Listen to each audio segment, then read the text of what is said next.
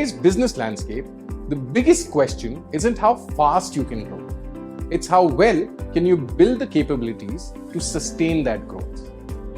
Mid-sized businesses and startups, especially in India, face some tough challenges. They're agile enough to move quickly, but often struggle to scale beyond borders.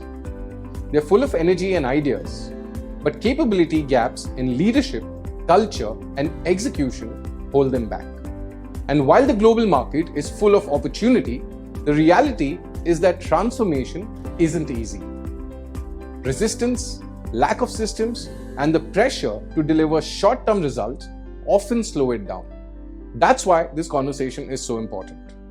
We're exploring the real challenges of capability development and transformation. Why do businesses get stuck despite talent and resources? How do cultural and regional differences make scaling harder? And most importantly, how can leaders turn these challenges into growth opportunities? This is not just about theory. It's about the lived struggles of companies trying to grow and what it takes to overcome them. So let's dive into the podcast and uncover how organizations can break through these barriers. Welcome to Capability Catalysts, a podcast where we decode the intersection of people, performance, and global growth.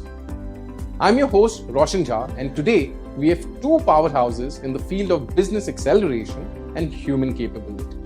Joining us is Anirban Banerjee, Group VP, Global HR, columnist, and a mentor to both German and Israeli startups entering the Indian market.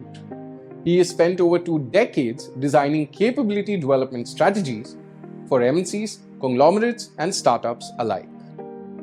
And from Germany, we have Hans-Harry Bittner, founder of BIT Future and a leadership visionary who has worked with global brands like BMW, Schaeffler, and Ford, helping organizations align leadership vitality with business transformation.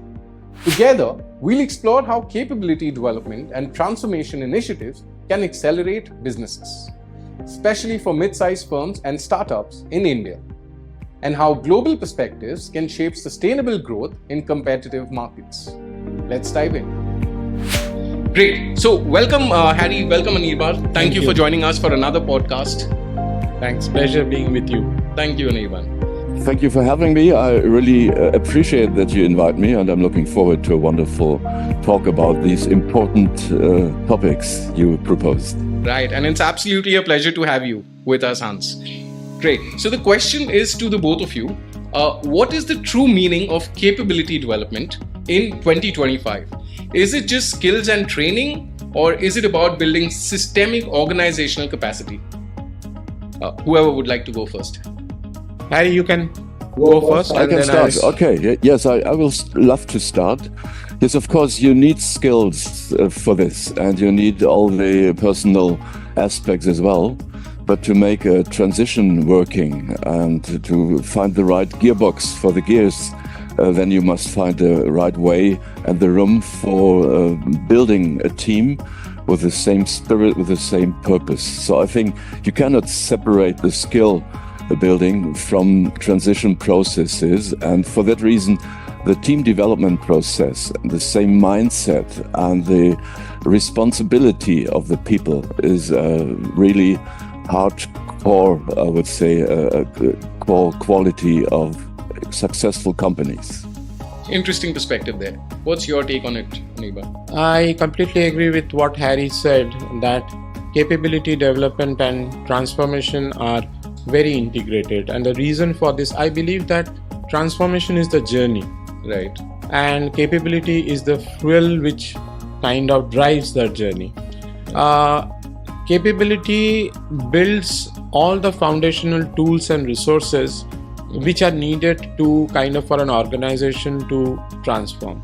Right. Whether you talk about in the current contemporary context, whether you talk about AI, or whether you want to build capacity of business, right. or even a lot of businesses that even Harry has worked with, they are family driven businesses. So the generational shift that when that has to be brought about, leadership change, so they are very, very integrated. Right. So transformation as a journey can become much more easy and fulfilling if you have the capability aspect rightly done as a fuel to that growth. Absolutely. Yeah. So what I gain from this is it's a 360 development from a capability building perspective, not just an isolated incident for a particular department of an organization. It's Correct. A 360 perspective. Absolutely. Interesting.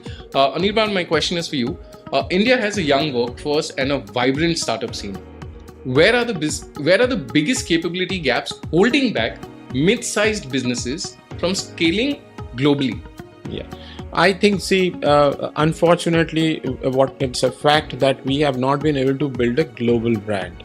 If you kind of, except for few exceptions, we have not been able to kind of create that kind of impact in the market. Right. In the technology space, if you see, we are not into something which is significantly into research and development. Right. We are more into outsourcing and kind of helping the works that has come from countries like North America and right. Europe, that we are kind of helping them out on. Currently, we have scaled a little bit more onto the GCCs, the Global Capability Centers, which are moving in, but nothing very significant on that.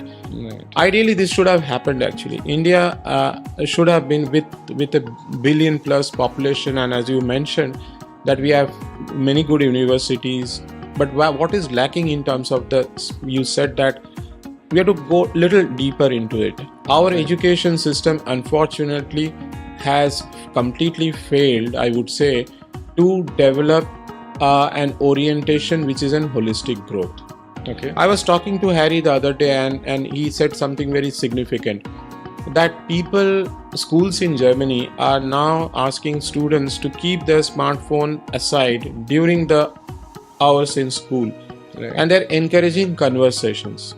Now, if you look at 20 years back, because this kind of things take time to evolve, what you said, that how do we kind of become a significant global partner to countries like Germany or North America. Right. Our schooling system gave a huge emphasis on reading what is written in the book and reproducing that. Right. So by the time the students came into the corporate sector or in the real life, That's exactly. they expected instructions to be given and instructions to be followed. They never developed a culture of questioning things, and they research and academic thing. See, you can manufacture something which you have it's your original idea, you have kind of designed, developed it. So there is a team that manufactures it. So manufacturing since the 80s moved to China because China could better replicate what the Western world was designing. The areas that we had strength in, over a period of time it got diminished, and I feel that our education system has a lot to do with. In fact, two important statistics, if you see, just last month, Business Standard published a very detailed report, and which was done by Mercer. And according to them, 45% of our management graduates need huge amount of training to be able to be put into the corporate sector. The situation is even worse when it comes to the engineering and technology sector. Right. And now that on the top of it, you have AI coming in too, and where the workforce, close to 70% of them has to be reskilled. So this is a huge challenge, and this is something that needs to be talked about more openly, so that people do not have any inhibition and fear. Because right now the fear of losing the job and the skill gap, as you rightly pointed out, having grown beyond a point, not being addressed, has led to much more complexities, and that is impacting the transformation part of it as well. Absolutely. So what you're speaking is of where the issue lies at the source. Yeah. Right. So we have that complete life cycle. So the source is also the issue, but there are progresses that have happened post that as well. So for the existing businesses, what is your advice or suggestion to them if they want to scale globally from that perspective? So Anirban, what you mentioned of is you spoke very beautifully about the source where the issue lies, and that's how everything has laid out. But what would your advice be for currently the mid-sized organizations, if they're looking to scale globally? How should they go about doing that given the constraints that we have on hand? I believe that there is a huge opportunity when you say the Indian context, the MSMEs or the mid-sized organizations or organizations which in the last 10 to 15 years have come to a certain amount of stability now. Right. And that's when they should be able to grow. So 2-3 things are very important for them. Mm-hmm. First is how do you kind of interact with a larger talent market? And I think this is a huge gap area. Right. People see the entire hiring process as very transactional, that just getting some people on board. Right. And that's where the failure starts. I'll tell you something very interesting. Majority of the startups in India have failed because of people issues rather than the only other issue that they have failed is because the product probably did not fit into the market properly. Right. But that has not been a very, very big issue. But the bigger issue is that whether they have been able to get the right people and whether they have been able to scale them, because building an organization is all about scaling people and their mindset and what they can possibly do for you.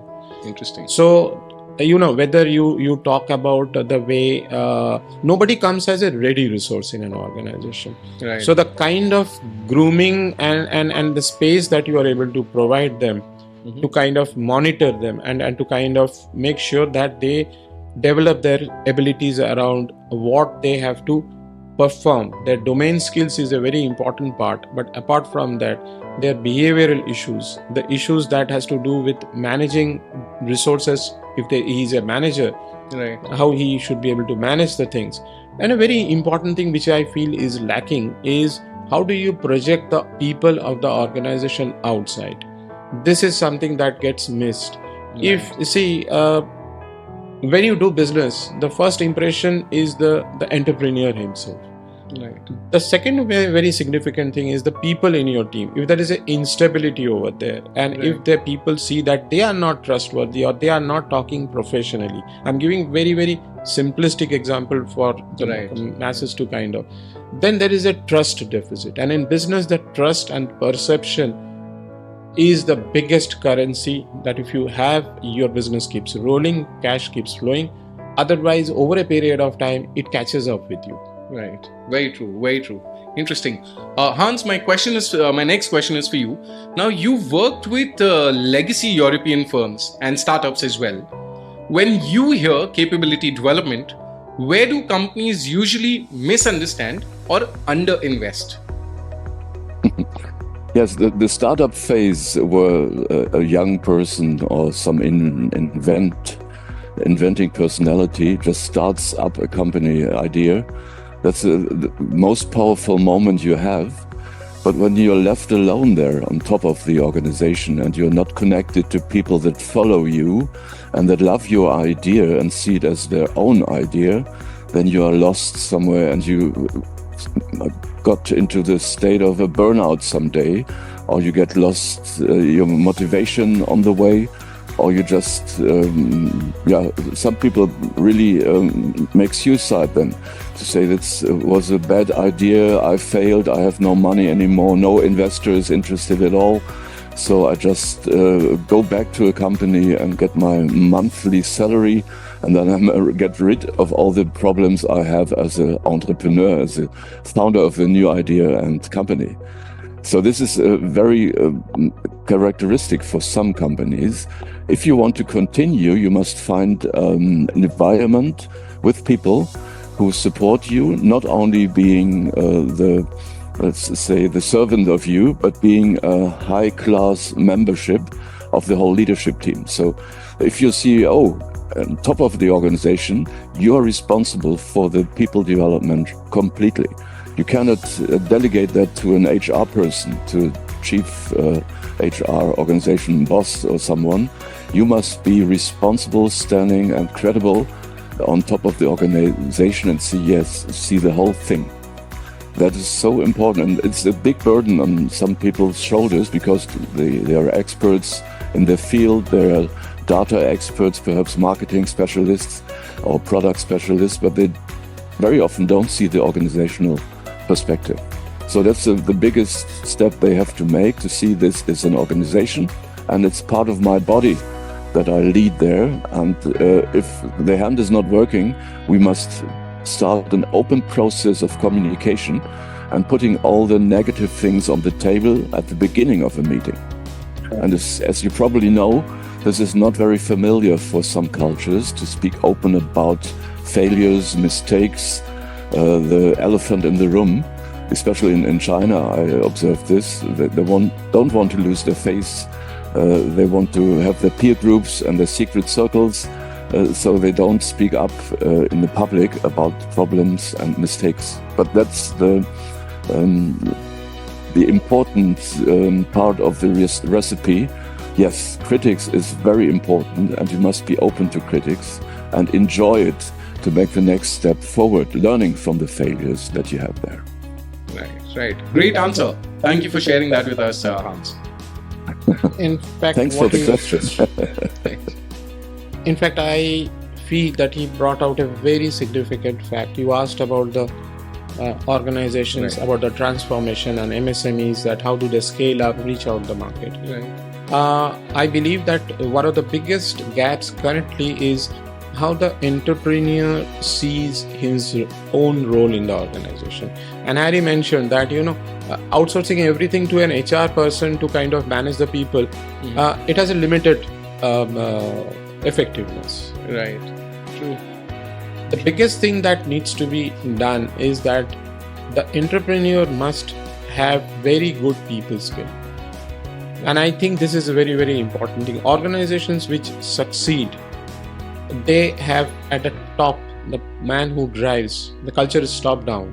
True. So therefore, the HR is then more empowered to build that people-centric culture. As he pointed out, that China, you see in 2019-20, this 996 formula came. That is working for more than 10 hours and 6 days a week. That's the abbreviation now. And a lot of it started with Alibaba, and then a lot of organizations picked that up, and that is how this entire narrative of that increasing the number of hours kind of came into play. Over a period of time, it is now known that the Chinese legal bodies, the courts, have also struck down that. Now, why? Because it is very, very good to work when you are at a certain stage of business more than 9 to 10 hours, because you need to do that. But if you are thinking that as a formula for your organization to be a permanent feature in your organization, then you are actually draining your organization out. You will have a very high rate of attrition, a lot of health issues. It is neither good for the economy, as pointed out by the World Health Organization in its recent report, and from the economic point of view. So we need to be very conscious about that as an industry, as a society, how we are trying to make the best of our younger generation. True. Interesting. Well, thank you so much.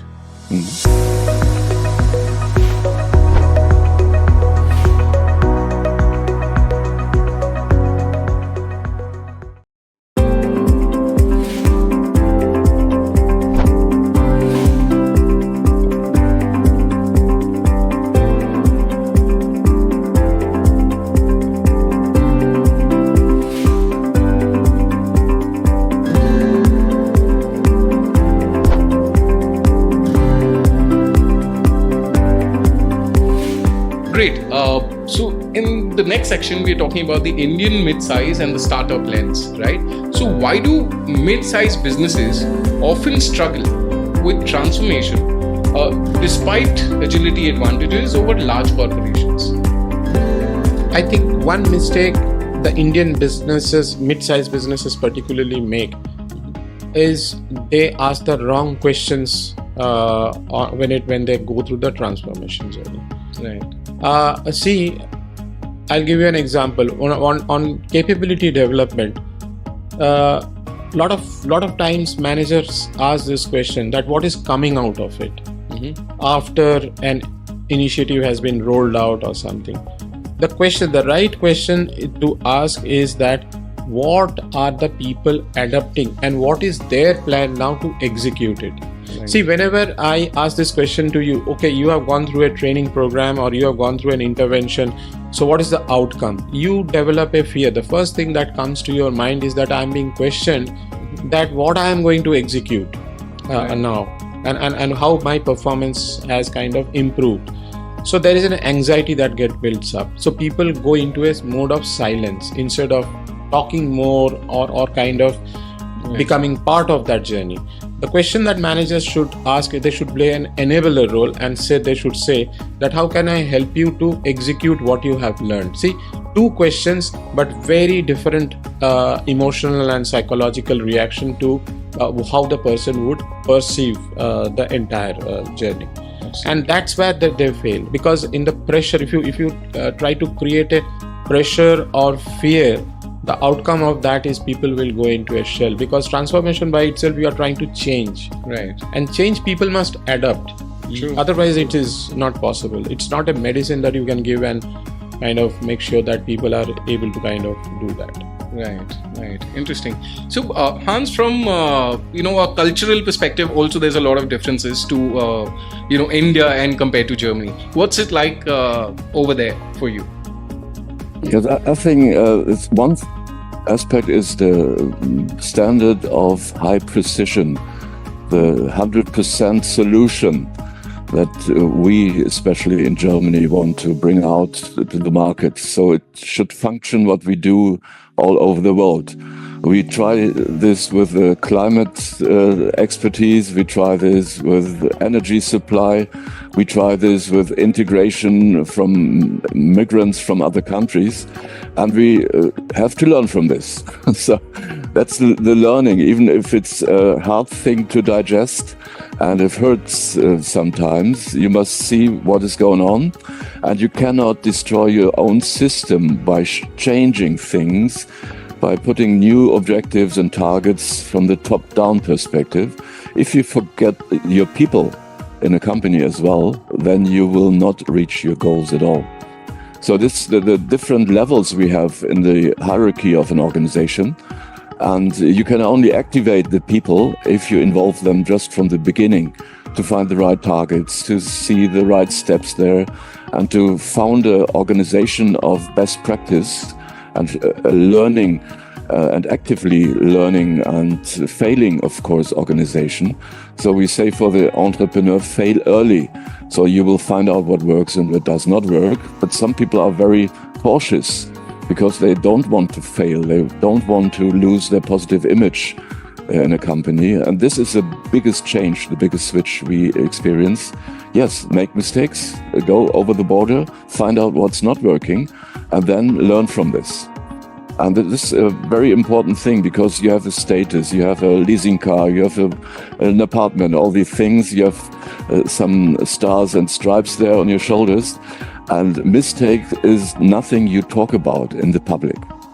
But you must make sessions like you might heard of the session where people stand in front of their group and their company and say, this was a big failure and it was my fault. And but we did not stop, we did not freeze, we went on and we learned from this. And this is the biggest learning phase you can have. If you go skiing for the first time, you will fall down on the ground, but after several days you will be almost an expert in skiing. Same with surfing. You know, it's really hard work to do, but you must get up and take the next step together with the others, and you can laugh about your failures. And that's a different approach if you get the loan reduced, or you get the end of the year money fund lost or whatever. So we must have more immediate interaction about what's really going on. That means open and up-to-date communication about what is really going on, and not the hidden things in the fifth floor on the skyscraper, but to be there among the people on the place where they produce, where they work, so that it's a very open atmosphere for everyone. And the CEO should go around every day to greet his people, but they are so busy because they take care of all the things and they don't leave their personnel the responsibility for what they do to become world class. And that is a very good attitude. Say, if you compare yourself with world class people, then you're on the right way. Absolutely. Well, great perspective there, Hans. Thank you. Great. So, Anirban, you mentor German and Israeli startups which are entering India. What are the recurring patterns you see, either blind spots or opportunities, when global startups try to scale in India? I feel that the challenge that, while my engaging with them, I felt is that understanding the market, they are able to manage. But where we have a huge, vast regulatory issues when it comes to getting into the business over here. That's one challenge that they face, understanding what is required actually. And even more complex issue is to kind of hire people over here and manage them, because culturally this kind of engagement has to the people have to be developed for that. So people issues are very important, and I'll give you a very specific example. The Israeli startups, when they were planning to come in India and they were looking for partners also. And the regulatory issues aside, what challenge they found is that the way we communicate our issues and how forthrightly, and Hans said something very significant, how we see failure and how do we openly admit in a very transparent way what can be done or what cannot be done. Right. So see, for example, we are holding this podcast virtually and all. We have to be very clear in questions, answering and all. Only then it can work. Same way in the business also. The trust factor either develops or falters in a very short span of time, because if the communication is not clear. And these are very small issues if you look at it. Right. But then that is not translating into business. True. And I think we have to also understand that we are a country which is evolving at this point of time in terms of our engagement with the West and how we do business. A lot of people who are passing out, they've never been groomed and developed, and they have never been mentored on all these issues. So if we can mitigate this 30-35% issues, that can be a huge boost for business over here. And this is not only the startups that I encountered with Israeli startups or German startups. Right. I've seen that it's a very big perennial problem, our communication styles and our interaction styles. Right. When I was working with IBM, the Americans used to give very feedback often that, in meetings and all, we have seen that your team members do not talk so openly and transparently with us as we are talking. Now it's very important to socially engage also, to develop that connect, so that people can open up and answer questions and give, because communication is the fundamental key to any business transaction. Absolutely. Interesting perspective. Hans, from the European lens, what unique strengths or weaknesses do you see in Indian startups compared to our European counterparts? Yes, I think it's a different thing. One first thing is that you look different, and people have a security problem because they cannot trust other colored people, perhaps. And your polite style to talk to each other and to be sometimes not too direct is something Germans do not appreciate. They're not used to it. They get a direct feedback. Say, this is wrong, and they mean you are wrong. Right. And so they lose the sympathy of their communication partner immediately. That's what the people from India experience in Germany. Right. And when Germans come to India, they see they're so complicated. They're jumping around the bush, but not going directly through to what's going on there. And they're so nice people, and they're enjoying the community moment much more than why we are here. What is our target? Where do you have to go for? What's the next step? So what we did is we brought international teams together in events. Let's say, as an example, we brought them on a ship where they can't flee from it. Right. So if you sleep with people on board a ship and you have to face the ocean, the Atlantic Ocean or whatever for a week, then you have made a wonderful team. Or you do something on top of the communication. You say, if you were a samurai from Japan, how would you approach each other? Decision making. Open the sword, take it out of the body and say, yes, that's it. Come on. And then you look into the other's eye and say, do we have to fight? Right. Or do we accept each other on the same level? And I think it's from historical background, perhaps, or from non-experience or from bad experience from people, that they have their bias and their prejudices in memory or just in imagination. So you might find real moments where you meet, where you visit the families, where you exchange music. I just had a group of Boston Consulting people from all over Europe, and they brought their special music from Christmas with them. Okay. So we could listen to the sounds. And then we had the celebration of the New Year's Eve, and then they brought the most danceable song from their culture with them. So we could see them really interacting, and we had this wonderful biodancer contact, get in contact with the body and the mind and the whole problem at the same time. But this is a courageous approach. It's not about knowledge and about brain. It's about, say the hormones. It's about trust. It's about emotions. Right. And if you bring this together, then everything will be fine. Right. So what you're saying is the people aspect needs to be addressed first, and then everything can be addressed accordingly. Interesting perspective. You have to find a way of trustful cooperation, and that means that the moments of shame must disappear. Right. And the feeling of superiorness or low level must disappear as well. True. So who's a third world country? It depends on your perspective. So I look at the politicians like Mahatma Gandhi. I think they had already a very developed state of mind. Right. And if I look at some German politicians like Mr. Schmidt, he was very developed as well, and he said, yes, we cannot look into the future, because whenever you have your perceptions and your expectations concerning the future, it will become very difficult. So you must be in the here and now. Right. Interesting perspective again.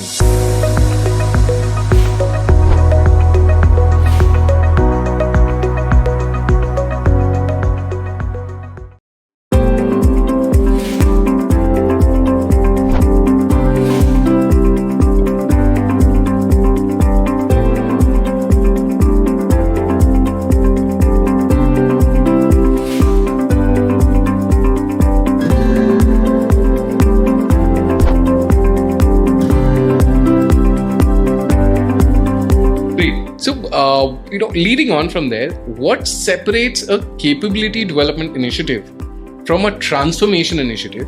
And are they one and the same, or does one fuel the other? As I mentioned earlier, transformation is the journey, and capability development is the fuel for that, going into that path. You also asked that what exactly is capability development all about? Capability development, what brought us here will not make us successful in the next step. Right. So we have to constantly upgrade ourselves. And for that, the very important thing, as Hans was talking about, this interaction and communication, that's a challenge.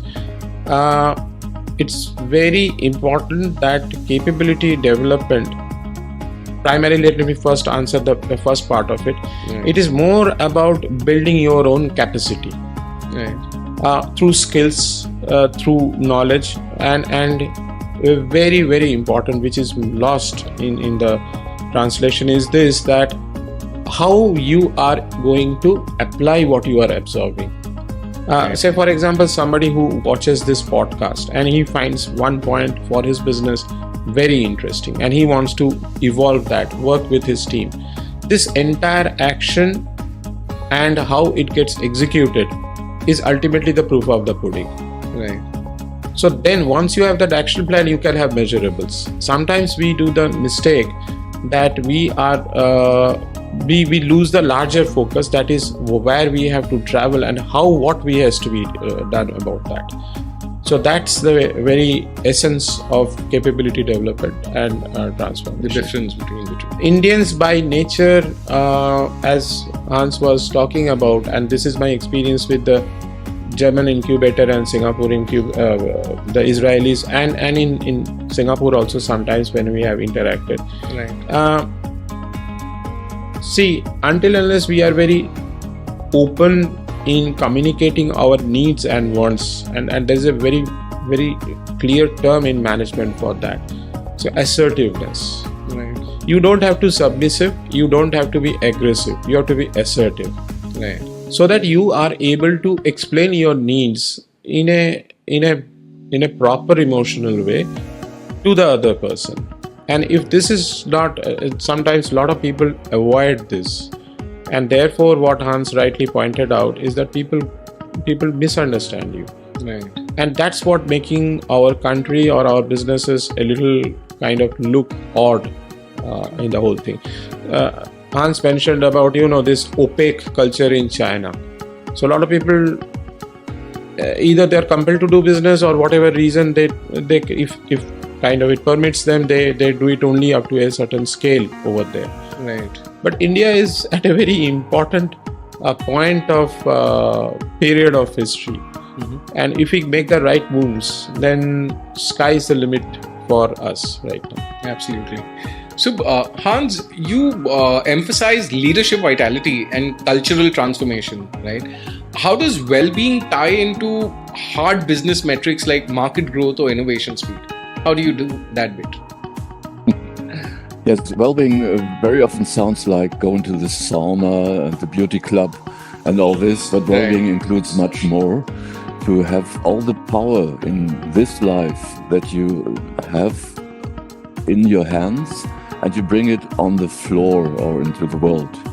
And that means leaving the ego status, just you are the most important thing in your career and you must be more successful, it's competition, and integrate the new factor of resonating with your environment. And the resonance, the authority is one thing for the ego, yes, you must be strong, clever, all this.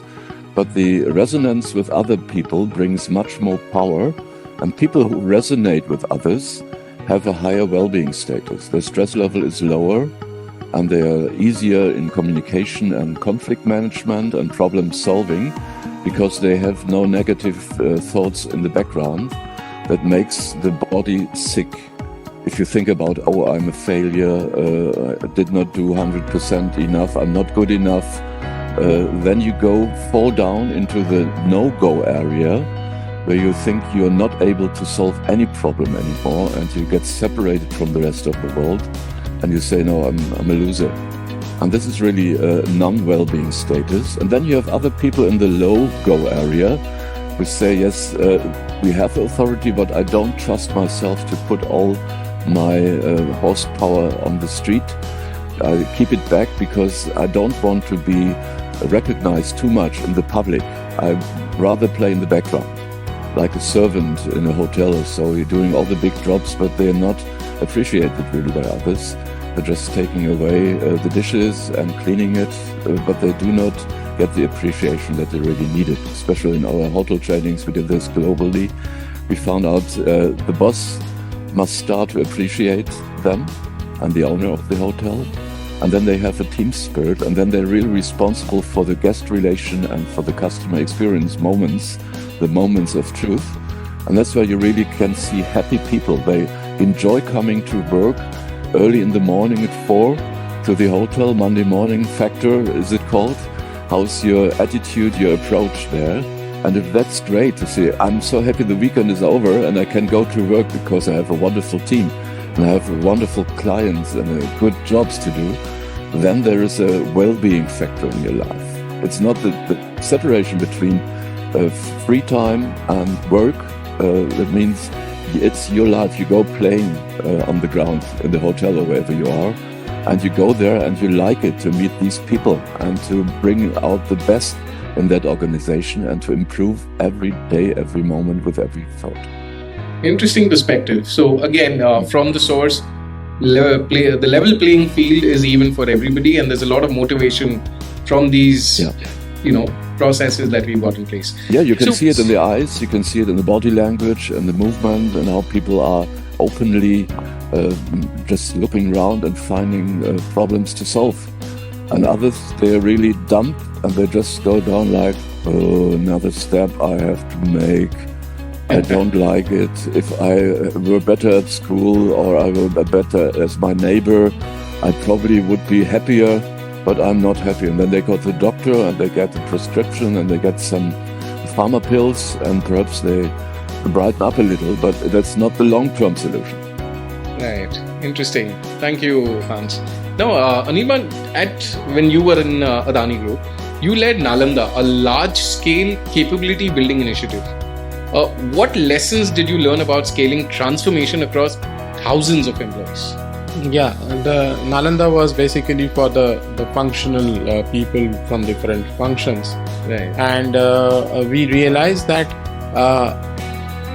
the capabilities that are required for driving a function is today much more complex. A very different set of skills are required. And most important is that you have to upgrade yourself even when it comes to understanding the function. Right. See, take HR as an example, or HR has in the last 5 years completely changed. Right. And when I meet a lot of HR professionals, they are not even aware about what is changing. Today you have, I think somewhere I was reading that by 2030, AI is going to make a lot of transition. And one of the things that it will bring is, if you have got 1,000 people in the company, right, it is not possible for you, even throughout the year, to have a meaningful dialogue or engagement with all the employees. So you have got this AI chatbots which will talk to them, which will kind of get you a lot of data. But now this requires a very different skill altogether. Someone will be analyzing the data, and then an HR person would be expected to change probably the annual engagement survey in a manner that's keeping more with the time, the changes that are happening. Driving new initiatives that are much more focused on building productivity or engagement, as Harry was mentioning about, right, people not going to work with the feeling that they are really going to enjoy. Wellness initiatives can be one of the things. Now, a lot of this, with the new data that would be coming, the HR person probably can initiate things himself or herself, or he or she can look at a very robust, cost-effective model of putting a mechanism together, right, which will be beneficial to the company. For a mid-sized company or large company, cost is always a problem, and time is also a problem. So one of the things that we did, by the way, in Nalanda was to make the modules smaller so that the business hours are not lost. How we implement this, it's spread over a period of time so that people are able to absorb it much more meaningfully. Right. These are innovations that an HR person, as we are talking about capability transformation, this requires a wider understanding of different perspectives of HR, different areas that touch upon HR, whether it is psychology, wellness, and a lot of other things. Right. So that's the key.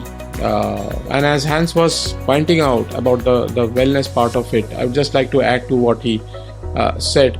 In my PhD research, which is how does sports play a vital role in having better productivity at work, right, close to 5,000 people I interviewed and surveyed.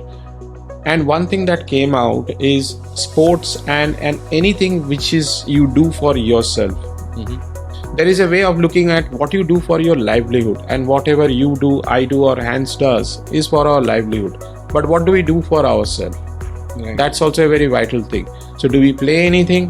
Do we have a hobby? What is it that we do to develop ourselves holistically? And because we are an organic entity, and therefore we evolve over a period of time. We are no more what we used to be 5 years back. We changed from school to college to post graduation, then as we evolved. This evolution can be supported in a much more meaningful way when you are actually engaging in some kind of team sport, because it will teach you a lot of things, which in sports is the best way to, what you fail and what you learn from your failure is the best platform to do that. And when you come to work, you bring that, I would say, Hans used a very important word, resonance. Your executive presence as a leader is the biggest asset that the organization has. If you are having leaders who themselves are, struggling with themselves, then you don't expect the team to be energized and feel happy to come on a Monday to work. True. It is as simple as that. And this is what a lot of organizations probably are missing out today. Even smaller companies can make it, even before your customer, when you go, you make a lot of impact. Right. So business also is, it's very vital for the business part of it also. Absolutely. I agree. In fact, I resonate with you on that perspective, because when I was in my school, we won a trophy after 30 years, and the only thing that I can think of is because, the team was a team. We resonated with each other. We were aligned as well, and we knew our vision, our goal, and the focus was very clear, and that's what helped us win that. So I completely understand. The roots are there. I'll also share a very interesting research, and some data shows that worldwide, globally, the average amount of money, that is close to $1 billion, is being spent on team building activities by organization. This is an average figure. Right. Now, why then the productivity levels have gone down? It has gone down drastically since the 1990s. And one of the key reasons for this, a lot of researchers and experts are pointing out, is that team building can only succeed when actually people have a rapport among themselves. And to build a rapport, there is nothing in the organization that is at this point of time meaningfully being done. So you are bringing together in a room people, but you are trying to superficially sort out the issues. We are not, as Harry was mentioning, not going into the deeper part of it. Right. Interesting. So, right now I have both of you who are torchbearers of the industry, driving transformation, driving capability development as well. The question is to the both of you again. What is the toughest resistance leaders face when trying to transform their businesses through people? What is the one thing that is the toughest part? Sometimes it's the pride on their success that's standing in the way. Say, look at me, I'm so fine and I don't have any problems. And this is my haircut, as you see in my my case. This is my car, this is my holiday camp, and this is my villa. All this, and that's really standing in the way. Right. If you have this outer appearance, people don't trust you on one hand. If you're like a TV or movie star moving through the company, you must be on the same level of people. So yes, I'm a human person as well, and let's meet on that level. And some people carry their expectations towards you, and all the problem-solving qualities as well are personalized in your person, then this is standing in your way. So if people approach you and say, I have a big problem, please solve it for me, you must say, no, you figured the problem, so please come to me with 2 or 3 proposals. How can you solve this on your own? And then we can have a discussion about the ways to do this. But first, bring your own ideas into this process and make some trouble management or whatever you have, proposals, and then we can just transfer this into reality. And then I will help you if you need power or decision-making power behind this, and it's a good solution, then we will do this. But first, you are responsible for yourself and for your perception of the problem, and then solve it yourself. And that means you get in touch with the people on the same level. Everywhere there's problem solution and engagement growing, and that means really a growth of revenue as well, that you are not integrated in all the little processes, in the detailed processes in the departments, operations or production or in other parts of the company. So that gives you a lot of time, free time, just to rethink the whole big thing, and don't take care of all these small things on your own. You should have trust into your company bodies, into your personnel, that they will solve the problems they see. Interesting. Your perspective, Anirban. I completely agree with what Harry was saying, and I tell you, see, at the end of the day, I think a lot of managers have started believing that their designation is the most important thing to do. Right. The size of the cabin is very important. The car they drive is very important. So everything has gone into a materialistic zone. Whereas the people that you get to work with, why should someone be happy to work with you? It's not something that requires an Harvard University research. If the person likes you, he or she would dedicate himself or herself to you, even at a lesser salary. And I've really seen this. I've seen this when I was working with the Tata Group. Tata Group, we all know, they are not the best of paymasters. Right.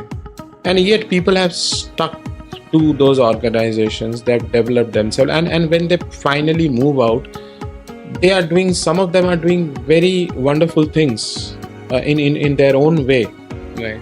Now, what is the learning from that? As managers, as leaders, we should be able to connect with people. Without connecting with people, it's very difficult for the other person to give you a professional feedback also. Why should someone come up to you with a business idea or what is ailing in the organization, if he or she feels that there is a huge chance of getting misinterpreted or the whole thing not being understood? Because I'll go back to the Indian schooling system. The schooling system has already taught you that don't ask too many questions. You are supposed to follow. That's how the Indian cultural schooling system is. And therefore, when you come to the corporate sector, you are more of complying, and the more you comply, you are rewarded. So what Harry was mentioning, that this entire culture of materialism is something that has probably picked up in the last 20 years, because when I started my career, managers used to be different. Right. And now they are very different. So if I was 25 now, I would probably have not gone into the corporate sector, probably done something else. Because it's very difficult at times to kind of be all the time being compliant with what a certain person's expectations are. Right. Authenticity is something that we are not being able to encourage. You cannot be two different people at home and at work. True. And a lot of people whom I meet in Bombay who are from the medical profession and psychology background, they keep talking about this, that in the last 10 years actually, I believe whatever data they kind of have been sharing with me, family disruptions have gone up. And this is not something that is a very good sign. And much of it is to do with people being, how they're coping up. These youngsters are coping up at work. Right. So this is something, Escorts has published a very interesting data around that out of 10 managers, 3 have got, they 3 need some kind of help through a counselor or something to be able to kind of manage their teams more effectively. And some of these managers are causing huge attrition, which is again a problem for whichever company they are working for. Interesting. So, by and large, would I be fair in saying that, as leaders yourselves, the biggest resistance is people's ego? Would I be right in saying that on number 1 category? Yeah, your own ego first, and then other people's egos as well. And if we bring them together to have the attitude of we are a system and we all have to work, we must take care of innovation management like artificial intelligence right now, when Google has developed a quantum computer which is 200,000 times faster than the normal machine. And they're talking about the hardware, software problem And then they say we have a wetware, and wetware is the people who serve it. And that makes the big difference.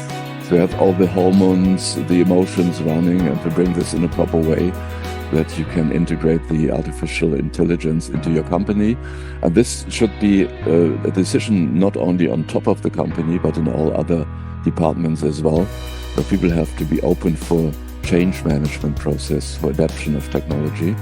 And as we say in Germany, who is really loving and who is attracted by change? Let's say only babies who have their trousers full of shit. All the others don't like change. Very true, very true. Absolutely. Interesting perspective. Great. So Anirban, you were adding something to this. On the transformation part of it that you asked, that what is the resistance? I think many times that I have experienced is something like a functional fixed test, and in German this is something that I read when I was going through a lot of research in Germany, and I realized something very unique. We all love a certain subject, and we all love to see everything in the world, or at least in our workspace, from that particular dimension or prism. So say for example, I'm a commercial manager. I would evaluate everything primarily from the commercial aspect of it. So therefore, sales and business development may not take the precedence, or the way a sales or business development person would see a certain problem, which is a market problem. I would see it from a very different way. So what happens, this fine aspects has to be tuned, and one of the key to having a very successful transformation, apart from the manager's ego part and what he has to kind of do, is also to make sure that we understand and appreciate what the other person does in the organization, because many times we are not very we do not understand, since we do not understand, we underestimate and we underappreciate. And there's a very beautiful thing that I learned from Spider-Man, is this: what people do not understand, they fear. So if I don't understand what is you do it in the organization and how you contribute to it, I will fear, and in organization how it plays out is there is more confusion and there is no appreciation of that part. Interesting. May I add something? Please do. Perhaps you've heard about the TV show, The Undercover Boss. He clothes in cleaning woman clothes and goes just to the place where it really hurts to work there. And it gives him so much input what's going on there. So he learns from the other people and their suffering sometimes and their fun as well. Then he can come back on a new level and has a close relationship to the people as well. And on the other hand, he knows what really it means to be hardworking and not just sitting on the office and watching TV or watching the computers or his stuff. That's really very helpful to go to the place where the work is done and to interact with the people. That is credibility, and this is personal contact, and that is so important for a growth of a company. The learning is first. That's a very important point. I have been observing, particularly in the last 2-3 years, that when people are free in the office, they're actually not talking to the guy who's sitting on the next to them. They are actually, working on their smartphones. So I have been asking questions to quite a few people in the last 2-3 years that what is it? And one thing that, in the final analysis comes is that probably people are not seeing value Roshan anymore in I have consciously developed a connection with Hans or with you. They don't see the value in that anymore. They are seeing more value in glued to a technological device, which is connecting them with the world which is beyond their immediate periphery. So they are not living at the moment and in their own surroundings. Which is actually, I would say, kind of diminishing their social and networking skills, which is probably not a very good thing when it comes to business, Right. because business is all about relationship and network and what you can deliver, people being Right. able to understand and you are being able to articulate it before them. True. Interesting. What I get from this piece of conversation is that transformation is definitely not easy, and for leaders such as yourselves, it's not a cakewalk. There are 1,000 perspectives that needs to be put in place before you start, rolling the ball down. So I think a good job till now is We have survived. we've survived. Right, we've survived, and it's a continuous journey. Yes, we are Interesting. learning every day from this. challenge. Absolutely. True.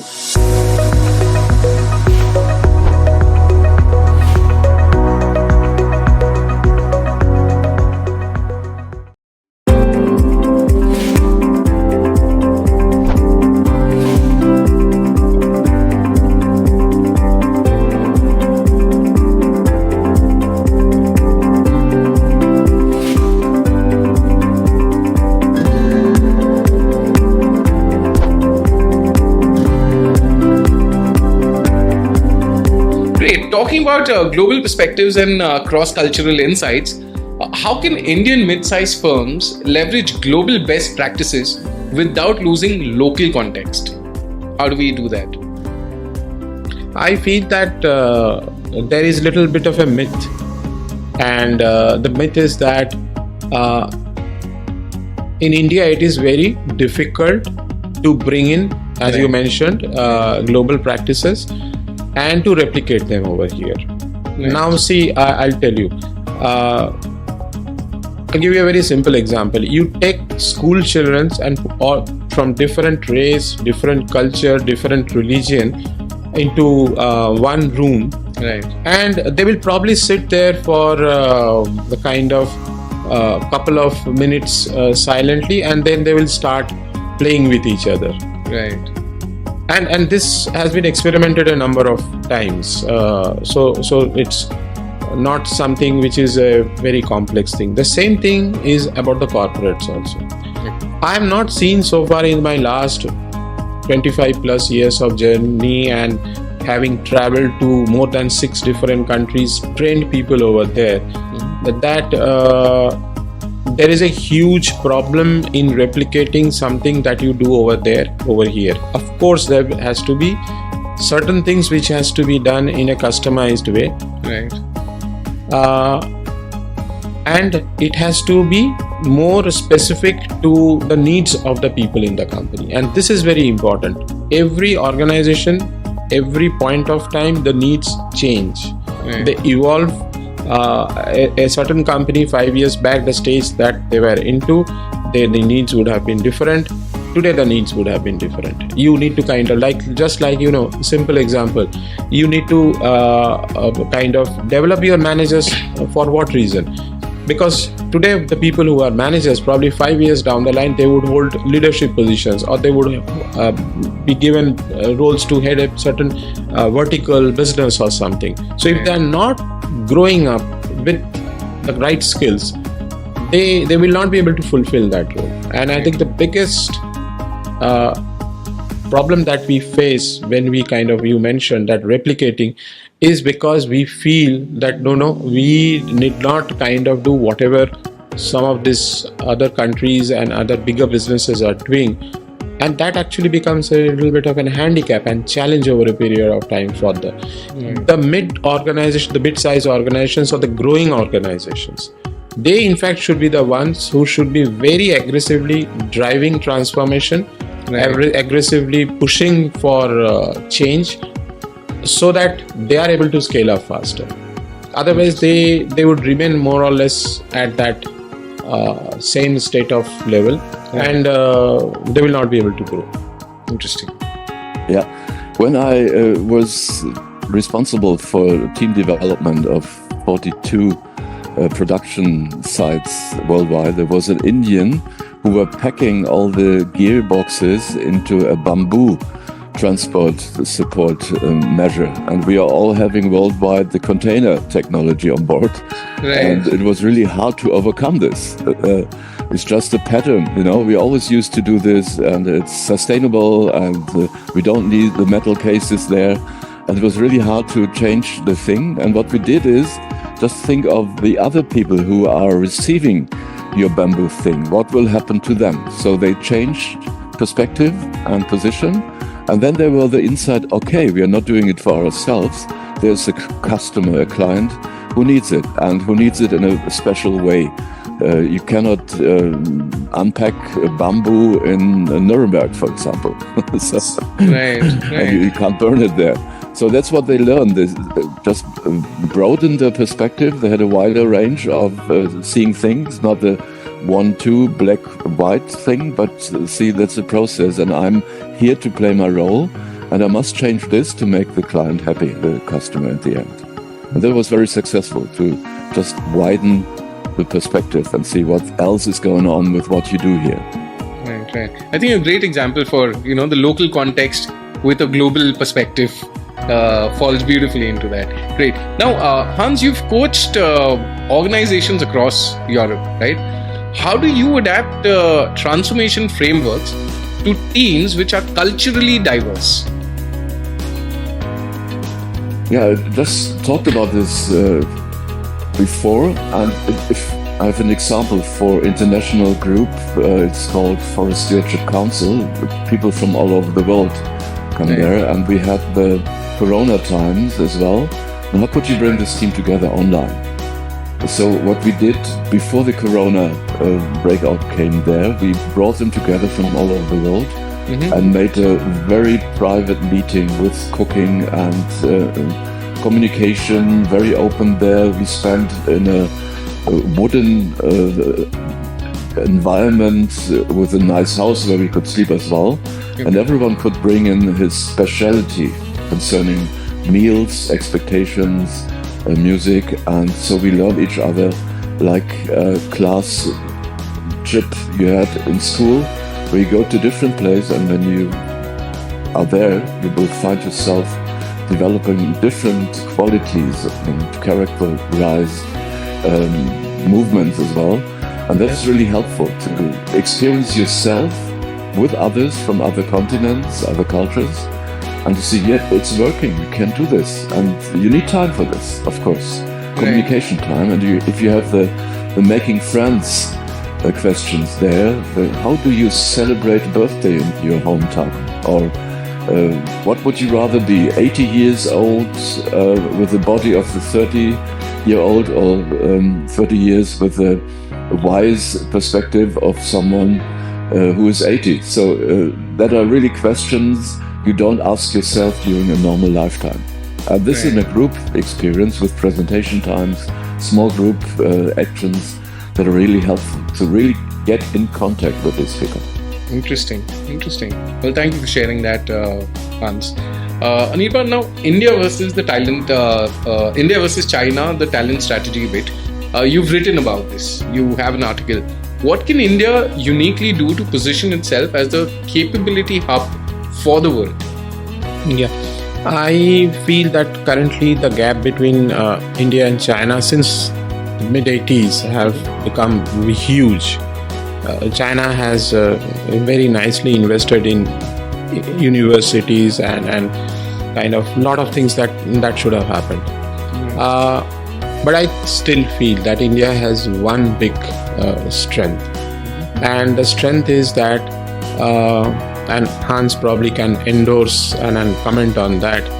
Whenever I have traveled abroad, I've heard this recently. When I was in Singapore, I met some faculty members, professors who are teaching in different universities, and they said that Anirban, at the end of the day, India is much more open, transparent, and the very fact that everything that is happening, whatever little is happening, is by and large driven by people-to-people contact. Right.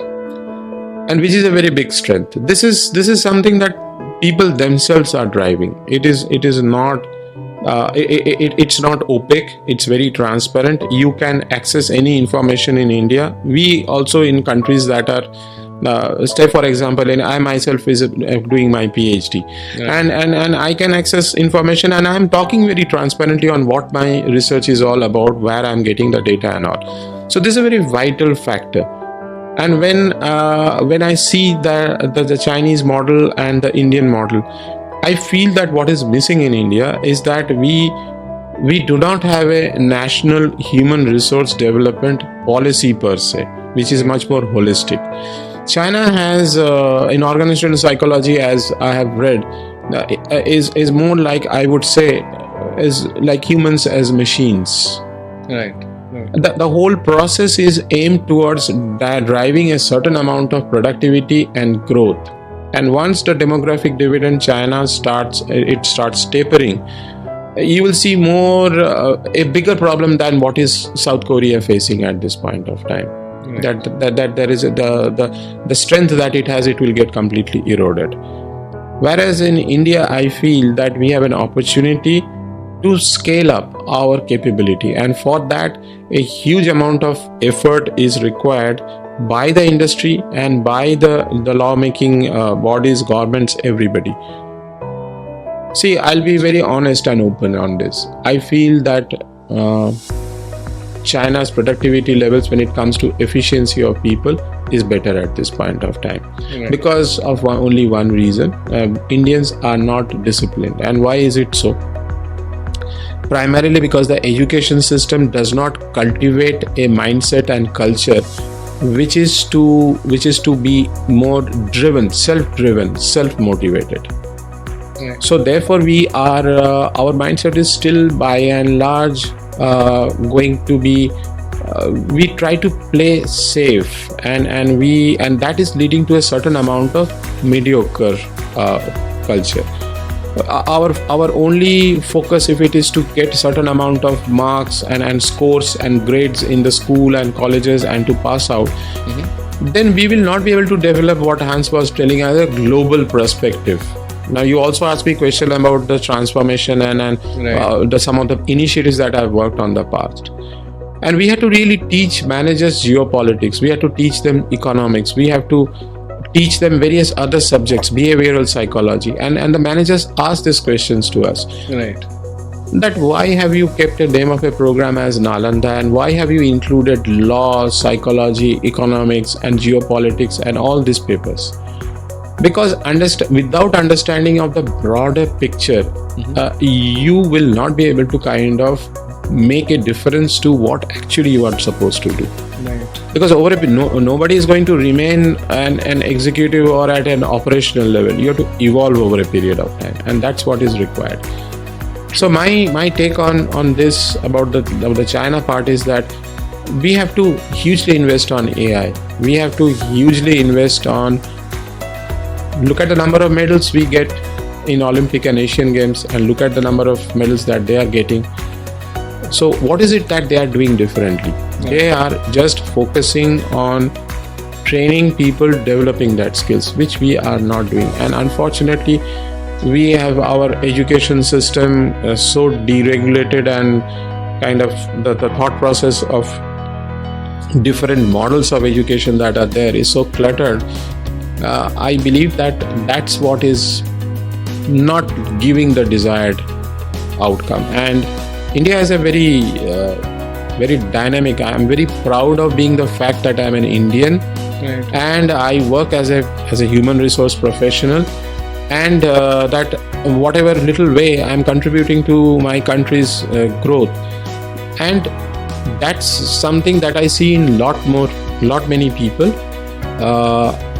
But there is a huge lack of opportunity in terms of, as I mentioned to you, in terms of framework, in terms of institutions backing that up. Right. Interesting. Hans, now you're of course from Germany, and I'm sure you've had your stints with India on many occasions. What's your take on it when we talk about how can India take advantage and build the capability of its forces right now, of the workforce right now? How can we do that? I will pick up the Chinese perspective as well. You know, what Chinese did perfectly is copying successful concepts, technology, all this. And this is the highest way of appreciation, what they do. You know, they are very good at car producing right now. And they started just from the 0 point concerning this. And to be just aware of where you are right now, and if there is some superior world-class knowledge or behavior in India existing, and you to be proud of this. This is something that is lacking right now. And you do not get this via the Chamber of Commerce Corporation. You must go to the place and must motivate people and improve where they are and motivate them to become world-class as well from their own power. And that is idea finding, that is innovation management, is risk-taking, all this is behind. And to find these qualities in your country, not to be cautious, not to be too passive in many things, that is cultural development you will probably have. There's a difference between Bangalore, for example, where you have the high IT technology development, or the southern part of Goa, where all the yoga people are. So what is really typical for you, and what can you bring out as a surprise for all the others? I think that is a recommendation for the Indian people, to be self-confident if they are world-class, and perhaps you must build another Silicon Valley for quantum computers. We should, absolutely we should. And I think that probably might be in the pipeline somewhere.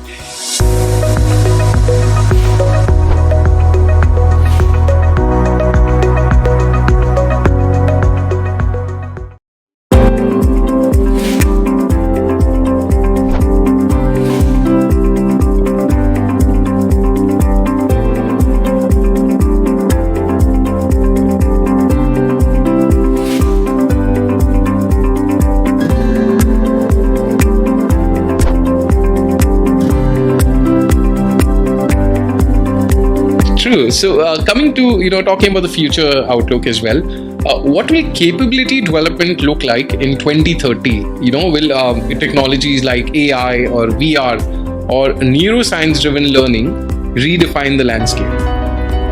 May I start with this?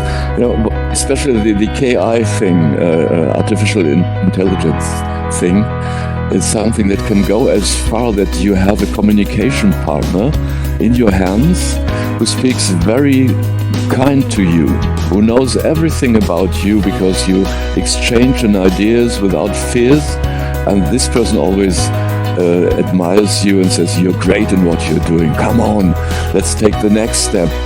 And your clothing today is wonderful. With your blue jacket, you look like the fresh sea or the blue skies. That is very helpful if you have a companion on your side who does this. And these people who have not only the 0 or 1 point, they have both of it at the same time. They can help you open your mind as well and think completely new things you couldn't imagine today. So it's not about language, it's not about skills, not about music, YouTube or whatever you listen to. It's much more. You get a confidence if you just embrace the artificial intelligence as part of your life. That can be one thing. The other thing is don't forget about the human kind around you, the family growth as well, family building, and to see that we all have the same needs like the gorillas and the apes have. We are part of a society where you need hugs, smiles to get a feedback on what you are. That you're not only a wet wear, but much more. You have your hormone level and you have your well-being expectations, and you must feed yourself with the right food. But the inner perspective is the most important thing. What is your attitude towards all this? Does AI replace the human connection, the family, or the proudness for your country? I would not recommend this to you. It's an additional thing that will be integrated in all parts of our life. But you should be proud of what you are. You should love what you have around you. And the attitude is always, yes, I learn, but I'm still a human being. I'm not a machine. And that will be my conclusion. Absolutely. So to the part where, from an Indian context, Anirban, what is the AI quotient? Where are we at that implementation in the capability or the learning and development perspective? I think Hans, towards the end, he said a very important thing, that I'm a human, I'm not a machine. Right. And I think this is, as long as mankind or humankind is able to remember this, he or she is always going to produce technology, bring in innovation that ideally we should expect, make our lives better all over the world. Right. You asked that about the learning and development or capability development, how it's going to evolve. Yeah. I think after the Industrial Revolution and then the internet, the biggest change that the world is going to see is, I would not say that it's only because of AI. It's because of a lot of combination of factors that is currently coming together. Mm-hmm. And therefore, the way we look at work itself, the way we work, what capabilities are required to do work, right, is very important. And probably there has to be a bit of entrepreneur in every one of us now, so that we are able to kind of understand that why we do come to work at the end of the day.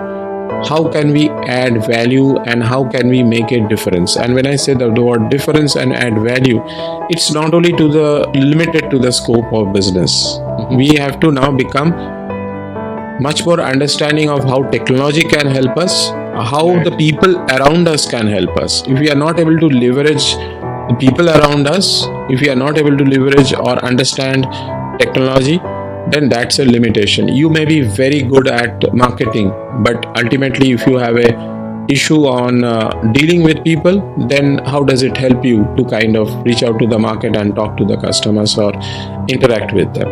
Got it. Even if you are a very good technical guy, but like we see in India, they have got serious communication limitations. Right. So probably it is time for us to retrospect, and this is a moment of opportunity for everyone. And earlier you asked that, this different countries, India, China, or whatever, like, playing out. At the end of the day, what Hans has said is, and what I feel very strongly about is, how do we kind of confidently project what we have on our plate right now? Mm-hmm. Because the changes that are happening now will once again open a huge opportunity for you to grow up. I'll give you a very interesting example. We all know that when mobile was introduced in this country, right, and the reason why it was introduced I'm talking about early 90s and mid, at that point of time, my dad had this big handset. And I had seen the landline phone from the beginning, from the time almost that I was born. But not many houses I used to see that landline phone. The moment the mobile cellular industry, as it was known at that point of time, came into India, within 10 years, the scope of communication completely transformed. So this is one of those moments that where AI will make things different. The change in the global supply chain management that is happening, a lot of businesses shifting or kind of rethinking on which part of the world they want to be, and you mentioned about India being able to leverage. Philippines is already leveraging out of it. I have been recently to Thailand, and I saw that the kind of way Vietnam is kind of leveraging it. India can also do that, whether it's manufacturing and other services. But then we have to make our academics, the way we train our people in the business very different. And this is something that the capability development sector, I think it's going to become one of the biggest businesses, because the multitude of skills, whether it is technical, behavioral, functional, in multiple domains, and someone is required to integrate all this and put it into the business perspective. That's what the capability development people are going to do for all of you. Sure. Thank you. Hans, a hypothetical question. What advice would you give to a founder of a 200-person startup in Bangalore who wants to expand into Europe in the next 3 years? What would your advice be to that person, to that founder? Go to the country where you want to expand to and meet the people there and grow your own network, not only online, but from person to person. And there are some organizations that might be helpful, but you must see just at the place of where you want to go, what's going on there. So you have some stories in mind, you have some examples for the use of your product, and not only from a distance, the prejudice, the bias you have there. And it's always good to have partners who are there. That's what the Chinese people do, what the Americans do. They find local partners that help them. And they must, of course, convince and integrate them into your concept so that they can be successful as part from Indian culture, Indian products as well. So it's about personal connection. That's what I can recommend. It's not about only marketing, online activities, and fairground visiting, which is a very important thing as well. Go to the fairs, to the conventions, and show your products there. And then you will find people who might be suitable for you and who might go together with you. You can have a coffee there. I was just in Cologne for the HR business, the Europe, and there were so many interesting connections there. And you must be a very open-minded person. Perhaps you have two people there walking around and just let the contact process grow while you do this. That is my first recommendation. Go there to the place where you want to expand. Right. Great. Excellent. Thank you for giving your perspective there. If I had to reverse the question for you, Anirban, what would you advise to that person?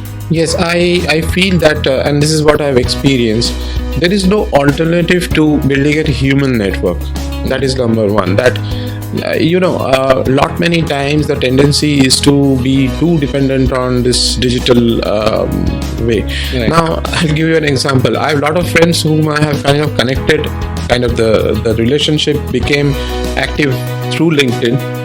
But I made it a point, or they have made it a point, to actually meet me number of times. Right. And what you get to know by meeting these people is very valuable, very significant. You actually come to know the brass tacks of the business in that country. Right. Which, sometimes a consultant or whoever you appoint or whatever online information you are getting, that is all useful. But this is very vital, I would say. Interesting. And the other thing is that you should go with a very absolute clarity that what can work and why you want to be there in that country. Right. Many times we have our own fixations. He mentioned about this, coming companies trying to come in India to kind of do business, or from there they should have a partner. This is exactly what I saw with the German incubator and with the Israeli companies. They wanted an Indian partner to kind of help them navigate through the challenges over here, because when you are here and you are based out of here, you have an understanding of the market. Very true. But what is very, very vital, that you should have the mechanism to build that connection and that rapport with that partner of yours. Right. So you should have a very defined roadmap on that what is expected and how will you go about that. Without doing your homework, sometimes things does not work. And then when you fail once, you become kind of shy, and there are other complexities that develops. Interesting. Great perspective, Anirban. Thank you. And on a concluding note, Hans, and to Anirban, if you had to distill your life's work into a single principle of business acceleration through people, what would that be? Each of you, I just need a one-line answer on that bit. Yes, just keep on walking. If you fall down, get up and make your clothing tidy again. And go ahead and walk and collect new experiences and learn from them. So it means you never fail fail is always, as I learned, a first attempt in learning. And it's win or learn, or win and learn, which makes you bigger, better, and successful in the end. Perfect. Thank you, Ans. Anirban.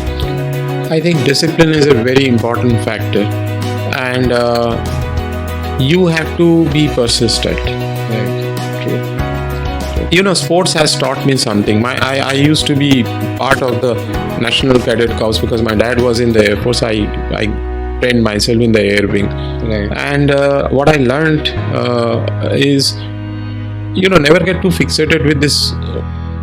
What is success? What is failure and all? You keep doing, and success will come to some extent. Let's not get too fixated with comparing ourselves with someone else, because no two situation is the same. You have to become better than what you were yesterday. That's very important. If that's not happening, then there is a problem. But otherwise, it's a process of evolution. And I think he also mentioned, and I also feel I'm still learning. You know, the very fact that I'm doing my PhD and other things, is because you have to constantly upgrade. It's like a software. True. Very true. Well, thank you, Anirban. Thank you. It was a pleasure. Thanks, Hans.